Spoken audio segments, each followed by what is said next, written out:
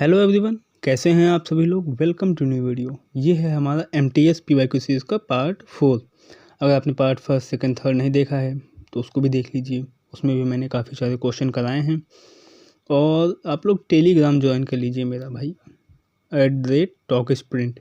Okay, क्योंकि उस पर मैं काफ़ी सारे क्वेश्चंस डाल रहा हूँ, नोट्स दे रहा हूँ, करंट अफेयर की काफ़ी सारी चीज़ें दे रहा हूँ। और हो सकेगा तो मैं टेलीग्राम पे आपको हिंदी वगैरह के भी क्वेश्चंस प्रोवाइड कर दूँगा, जो अगर आप में से कोई यूपी पुलिस या फिर UPSI या फिर पेट वगैरह का स्टूडेंट है तो वो भी कर सकेगा उसे, ठीक है। और हो सकेगा तो मैथ के भी क्वेश्चन दे दूँगा है ना।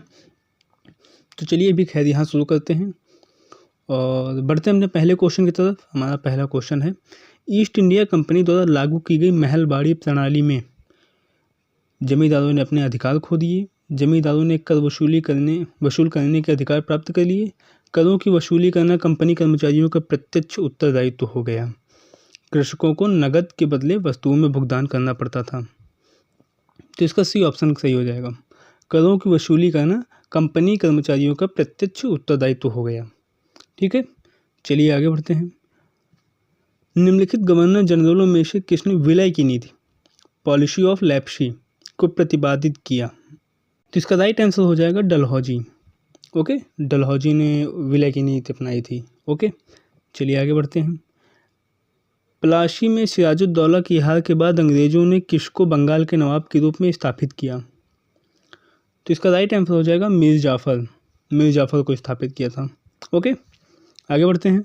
आशा अंतरीप केप ऑफ गुड होप जिससे होकर ईस्ट इंडिया कंपनी के जहाज भारत पहुंचा करते थे, कहाँ है। बताइए भाई, केप ऑफ गुड होप कहाँ है। तो जो अफ्रीका है वो दक्षिणी अफ्रीका उसके एकदम नीचे वाला भाग, उसकी टिप पर है एकदम cape of good hope. Okay, चलिए आगे बढ़ते हैं। तो इसका बी ऑप्शन सही हो जाएगा। शब्द भिक्षु किस धर्म से संबद्ध है। तो आपने सुना ही होगा ऐसे बौद्ध भिक्षु वगैरह। ओके, तो ये हमारा बौद्ध धर्म से संबंधित है। ऑप्शन ए सही हो जाएगा। आगे बढ़ते हैं। फ्रांस की क्रांति किसके बारे में थी। कर्मकांडी धर्म के विरुद्ध सामान्य जन का विरोध, विदेशियों के शासन के विरुद्ध सामान्य जन का विरोध, पादरी एवं कुलीन वर्ग के विशेष अधिकारों के विरुद्ध मध्य वर्गों का उदय, संपन्न उद्योगपतियों के विरुद्ध कारखाना श्रमिकों का उदय। बताइए भाई। तो इसका राइट आंसर हो जाएगा सी, पादरी एवं कुलीन वर्ग के विशेष अधिकारों के विरुद्ध मध्य वर्गों का उदय। ओके, आगे बढ़ते हैं। आज हिस्ट्री के क्वेश्चन कुछ ज़्यादा हैं। अभी आगे चल के आपको थोड़ा बौद्ध और जैन धर्म से संबंधित क्वेश्चन मिलेंगे। एक आधा करंट अफेयर का क्वेश्चन है। ओके, आगे बढ़ते हैं। आ ही गया। हाल ही में अंतर्राष्ट्रीय पुष्प प्रदर्शनी का आयोजन कहाँ हुआ है। बताइए भाई, कहाँ हुआ है। तो ये हुआ है गुजरात में, साबरमती रिवर फ्रंट के पास। ओके, गुजरात में। पेट्रोलियम किस प्रकार की चट्टानों में पाया जाता है। आग्नेय चट्टानों, रूपांतरित चट्टानों, अवसादी चट्टानों, कॉन्ग्लोमेरेट चट्टानों। तो इसका राइट आंसर हो जाएगा अवसादी चट्टानों में पाया जाता है। कहाँ पाया जाता है, अवसादी चट्टानों में। ओके, पौधों के लिए सबसे अच्छा उर्वरक कौन सा है। कंपोस्ट। ओके, कंपोस्ट जो है उस पौधों के लिए सबसे अच्छा उर्वरक है। तो हमारा बी ऑप्शन सही हो जाएगा। महात्मा बुद्ध द्वारा गृह त्याग की घटना को क्या कहा जाता है।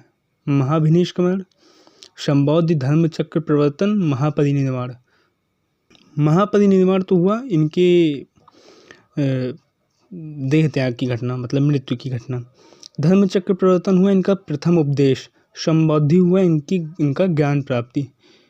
और महाभिनिष्क्रमण हुआ गृह त्याग की घटना। ओके, आगे बढ़ते हैं। महात्मा बुद्ध ने अपना अंतिम उपदेश कहाँ दिया था। कुशीनगर में सुभद्र को दिया था अंतिम उपदेश अपना। ओके, पहला कहाँ दिया था, सारनाथ में।